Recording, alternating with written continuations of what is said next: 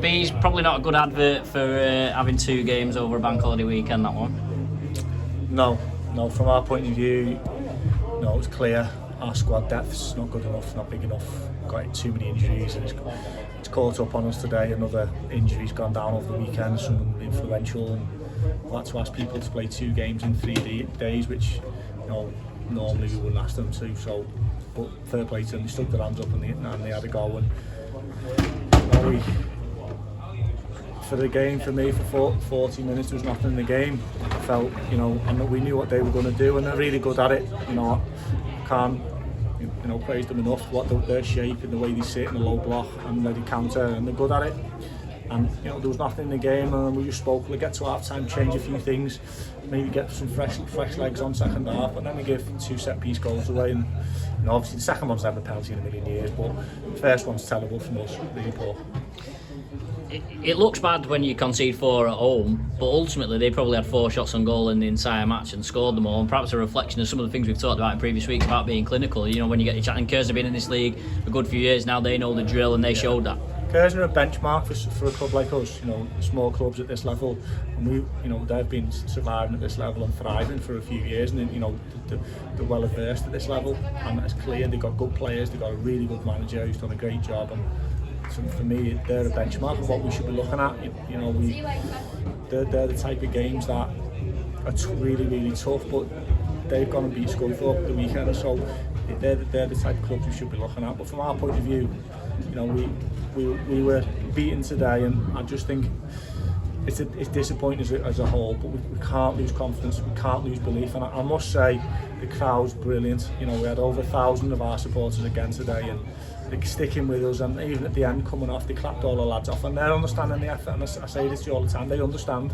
We've got Jay Harris, Bowen Dixon, Evan Gums, Josh Amos, probably playing your strongest team. Matty McDonald, they're probably playing your strongest team, or round about your strongest team. It's a big loss, and we can't carry that at this level, but I'm not making excuses of fact. We just have to get on with it. We've only got Bowen back for next week, so we have to get on with it. And we have to be better, and we have to improve as a group, and we have to learn from these sobering experiences that have come today, and we have to keep not going, and there's no point feeling sorry for ourselves. Look, we've got 9 points from 6 games.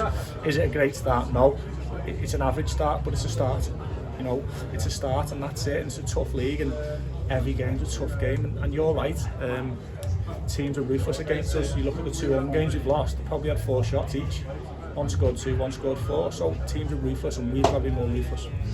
Obviously, Dylan got his first goal for the club. Is it a bit awkward? He seems to want to play on the right, and obviously you've got Connor Woods there. He's finding that you've got them 2, and obviously you've got Isaac and Matty Grossi as well. He's trying to find the right places to play them in a part of your challenge at the moment as well. I think Dylan worked hard, and I'm glad he scored a goal. He's not played as much as he'd like, so he'd probably take a few games to get up to speed, and at times looks a bit rusty, but other times he looks a threat, and he's strong, and I was pleased he got his goal. And we couldn't play Isaac today. His effort and his stats are off the scale, and you're asking for an injury, and we can't afford Isaac Buckley to get injured, so we had to sort of rest him a little bit. And I just think it's not a case of finding a place for them, it's a case of him being available and fit. And as I say, Matty Gavosti's still making his way back. He's been injured a long time, and I thought he got better as the game went on, but they're going to need time, and they're going to need a bit of patience from me and the rest of the lads, and we'll give them that. Evan Gums out today, so any update you can give on how he is? Bad news, I'm afraid. I think he needs a scan, possible hernia. I mean, it's a massive blow, isn't it? Because obviously he was player of the year last year, doesn't miss many games, and even at right back it's been really good. It's just another injury that you couldn't really afford. That's exactly it, Matt. We've got key players out, and I say I'm sit up here making excuses. I'm not. I'm just there for the facts, the key players, and we need to get them back as soon as we can. If they're not back, we've got to find a way of competing better than we did today regarding the scoreline. And same Saturday, we've got to stick together at this point. Supporters, I know, will stick with us, and we've got to stick together as a group. And we've got 3 late league games coming up before we agree in the FA Cup, and they're really important that we take points from them. Yeah. At the very least, you'll get Bowen Dixon back next week. How much do you feel like you've missed his influence, his calming presence in midfield in these past 3 games? We've definitely missed him. He's a leader on and off the pitch. He's obviously let himself down, so he owes us one. He knows that. and we've missed him. It's clear, you know. Hopefully he'll be back next week, so we need him.